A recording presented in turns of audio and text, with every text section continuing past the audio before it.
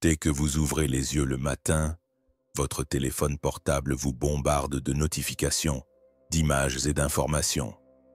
En quelques secondes, vous êtes complètement absorbé dans un monde virtuel et vous n'avez même pas le temps de reprendre votre souffle. Paradoxalement, la connectivité que nous offre la société moderne grâce à son abondance de technologies de pointe nous détourne de notre véritable personnalité. Le véritable lien qui nous unit à notre moi intérieur se perd au milieu de tout cela, parce que nous sommes tellement absorbés par ce flot d'informations et d'images. À l'ère de l'efficacité et de l'information, on nous dit que nous sommes au sommet de l'évolution humaine et que tout est possible. Nous n'avons jamais été aussi libérés et interconnectés grâce à notre accès illimité à l'information, à la communication et aux possibilités. Cependant, pourquoi tant d'entre nous continuent-ils à se sentir vides? Le philosophe moderne Byung-Chul Han nous met en garde contre la société de la performance. Dans ce monde, les gens s'imposent un fardeau incessant de productivité au lieu d'être opprimés par des forces extérieures. Mais outre l'épuisement corporel, cette soumission à soi-même provoque un profond épuisement existentiel. La modernité semblait offrir une promesse simple. Nous allions vivre une existence complète, sûre et épanouissante grâce à la croissance scientifique, technologique et économique. Mais au fur et à mesure que nous avançons, la question simple mais terrifiante de savoir s'il n'y a que cela commence à faire surface. Il y a un vide qu'il est difficile d'ignorer lorsque nous sentons que la promesse du progrès ne s'est pas réalisée. Dès notre plus jeune âge, on nous enseigne que nous vivons la plus grande époque de l'histoire. Les médias, le discours public et les établissements d'enseignement vont dans ce sens. De nombreux avantages sont à notre portée. Les maladies ont été contrôlées et la misère du passé a été réduite. La souffrance intérieure, cependant, est un problème qui ne peut être quantifié ou résolu par les progrès technologiques. À chaque nouvelle invention, la modernité nous a trompés en nous faisant croire que nous serions plus heureux. Or, nous assistons à une société de plus en plus déstructurée et usée, où la recherche constante du « toujours plus », qu'il s'agisse d'un nouvel appareil, d'un objectif à atteindre ou d'une tendance à suivre, ne sert qu'à nous détourner de ce qui est vraiment important. Et maintenant, tout ce qui reste d'une promesse non tenue, ce sont les vestiges silencieux. Qu'avons-nous vraiment accompli avec toute cette modernité? Peut-être sommes-nous encore en train d'essayer de trouver la solution. Mais ce vers quoi nous nous dirigeons précisément est un sujet qui n'est que rarement abordé dans toutes ces conversations. Par essence, le progrès n'est pas en cause. Mais lorsqu'il devient un fait incontestable et absolu, il nous empêche d'en voir les effets. Notre société a évolué plus rapidement, de manière plus pragmatique et plus efficace, mais ironiquement, elle est aussi devenue plus nerveuse, plus ségrégée et plus détachée de son noyau. Selon l'éminent psychiatre Erich Fromm, l'homme moderne risque de se transformer en automate contrôlé par les normes et les standards des autres en raison de sa tentative constante de se conformer aux attentes extérieures. Bien que nous ayons accès à une multitude de ressources dans le monde, nous avons également perdu le contact avec nos ressources intérieures, qui nous montrent ce qui a vraiment de la valeur plutôt que ce que nous devrions accomplir. L'idée que l'histoire progresse en ligne droite vers le meilleur est en fait une fabrication intellectuelle qui sert les objectifs d'un système. La plus grande erreur de la modernité a été de supposer que les progrès de la technologie conduiraient inévitablement à des progrès de l'humanité. La technologie nous permet de voyager dans des endroits lointains, mais elle ne nous apprend pas à penser nos plaies émotionnelles. Bien que l'Internet nous permette de communiquer avec des personnes du monde entier, il ne nous apprend pas à apprécier la solitude d'un moment. Une vitesse si rapide qu'elle nous empêche de ressentir ou de penser a remplacé ce que la modernité nous avait promis. Au lieu d'être libres, nous sommes hyperactifs. Au lieu d'avoir un but, nous sommes continuellement distraits. L'idée que nous avons perdu quelque chose de fondamental n'est pas un défaut de notre pensée. C'est plutôt le reflet de l'effondrement d'un idéal qui n'a jamais été vraiment centré sur l'être humain, mais plutôt sur la structure que la société a établie. Il est temps de reconsidérer ce voyage. Il ne s'agit pas de nier le progrès, mais d'examiner honnêtement ce qu'on nous a promis et d'identifier le moment où nous avons commencé à nous précipiter vers l'extérieur plutôt que vers l'intérieur. Jamais nous ne nous sommes sentis aussi seuls, et jamais nous ne nous sommes sentis aussi liés aux autres. Aujourd'hui, nous avons la possibilité de communiquer avec n'importe qui, n'importe où et n'importe quand. Les appels vidéo réduisent les distances, les messages arrivent instantanément et les algorithmes nous informent de tout ce qui se passe dans notre environnement immédiat. Mais cet océan de relations et de connaissances crée une profonde immobilité. Une absence qui parle à nos cœurs. La promesse ne faisait aucun doute. La technologie était censée renforcer les liens entre les personnes et favoriser les amitiés, l'amour et le sentiment d'appartenance à une communauté. Au lieu de cela, elle a transformé ces interactions en quelque chose de superficiel, où les notifications ont pris la place d'une présence réelle et où les conversations rapides sont devenues du bruit. Le philosophe Martin Buber nous parle de la différence entre le « je-tu » et le « je-cela » lorsqu'il aborde la question des relations humaines. Cette différence apparaît de plus en plus lointaine dans un monde qui s'est perdu dans sa course à la nouveauté. Pour comprendre comment la technologie a influencé nos interactions, nous devons saisir la distinction entre les relations « je-tu » et « je-ça » telles que présentées par Martin Buber. Le premier type de relation est vibrant et sincère, où l'autre personne est reconnue comme un individu à part entière, avec ses propres sentiments et expériences. En revanche, dans la relation utilitaire « moi-cela », l'autre personne est réduite à un objet qui peut être utilisé, mesuré ou jeté selon les besoins.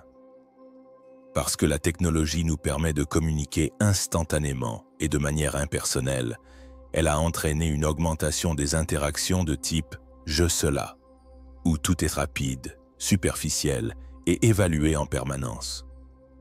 Nous avons l'habitude d'échanger de brefs messages, de répondre par des émoticônes et de voir la vie des autres à travers des posts soigneusement manucurés, impeccables et bien planifiés.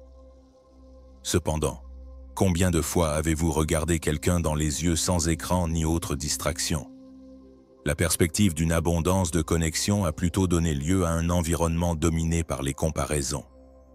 Nous sommes constamment exposés aux réalisations, aux sourires et aux voyages des autres, qui sont tous méticuleusement conçus et éclairés. Cela donne l'impression que tout le monde vit mieux que nous, au lieu de nous rapprocher les uns des autres. Plus important encore, cela crée un sentiment d'aliénation en plus d'encourager la jalousie. Nous éprouvons un sentiment de dislocation dans nos propres vies. Au lieu de nous rapprocher, elles nous éloignent les uns des autres. Nous vivons dans un monde où les relations se réduisent à des chiffres, des vues et des histoires courtes, et où les discussions authentiques ont été supplantées par des échanges superficiels en raison d'une exposition excessive. Le défilement constant qui accapare notre attention et nous empêche d'être dans le moment présent a remplacé l'intimité et l'introspection que le silence offrait autrefois. Il s'agit de reconnaître ce que la technologie nous a enlevé, ou plutôt ce que nous avons laissé perdre, plutôt que de la dénigrer. Il y a une différence entre être connecté et être en communion. Peut-être que la véritable révolution à l'ère du numérique consiste simplement à s'asseoir avec quelqu'un, à l'écouter attentivement et à éviter les distractions et la précipitation. La connaissance a longtemps été considérée comme une voie de libération. Pendant des siècles, l'information a été un privilège restreint et son universalisation a été une tâche difficile. Aujourd'hui, nous nous trouvons à l'autre extrême. Nous nous noyons dans les données, mais nous nous éloignons de plus en plus des choses importantes. Ce que l'Internet promettait, la sagesse collective, nous a plutôt donné un déluge de faits décousus et de points de vue peu convaincants. Nous transformons la connaissance en quelque chose qui se mange et se jette facilement, au lieu de l'utiliser pour l'introspection. Chaque nouvelle vidéo, chaque titre qui attire l'attention et chaque article est une information qui passe rapidement sans jamais être entièrement traitée ou assimilée. Dans notre société obsédée par la performance, le repos est considéré comme un fardeau et la pause comme un échec.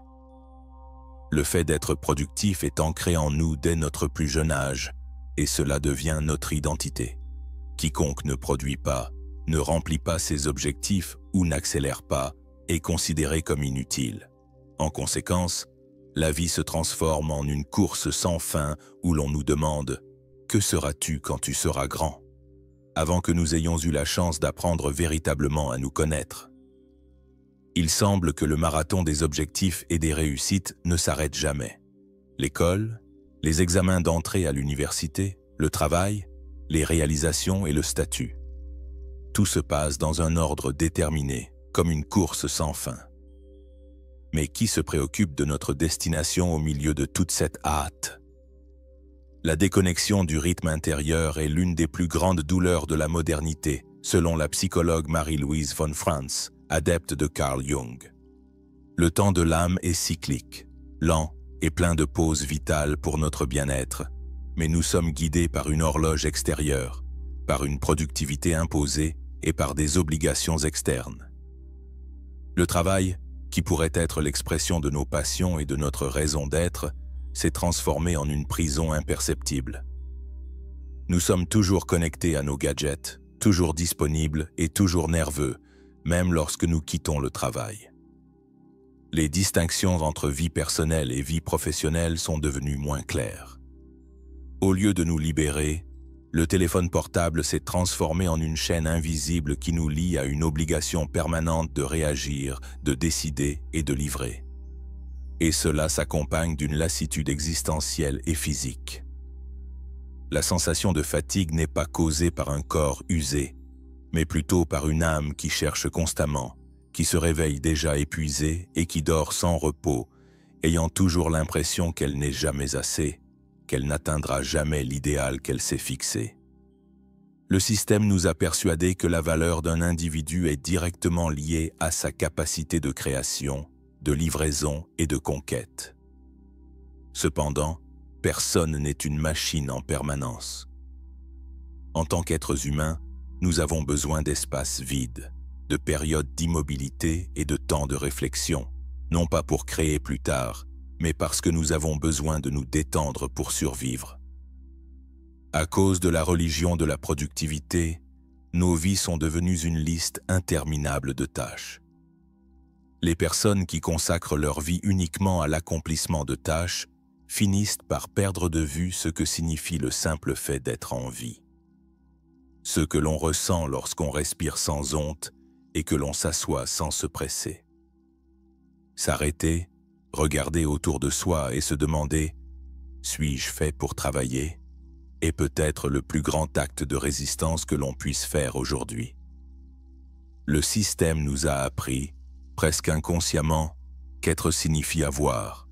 Les choses que l'on possède, les marques de vêtements, les véhicules que l'on conduit et les expériences que l'on peut acheter et vivre sont ce qui détermine la valeur d'une personne. La consommation est passée d'une nécessité ou d'une préférence personnelle à un moyen d'établir notre identité et de nous définir. Nous sommes inondés de signaux nous indiquant que notre plaisir est à portée de clic et qu'il suffit d'acheter quelque chose pour se sentir entier, aimé et validé. Cependant, le bonheur que nous éprouvons après avoir atteint nos objectifs est éphémère. Un nouveau besoin, un nouvel objectif ou une nouvelle lacune à combler ne tardera pas à apparaître.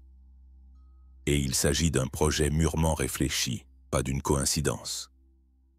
Parce que le cycle s'arrêterait si le plaisir promis se réalisait pleinement. L'économie de la consommation obéit à une logique tordue.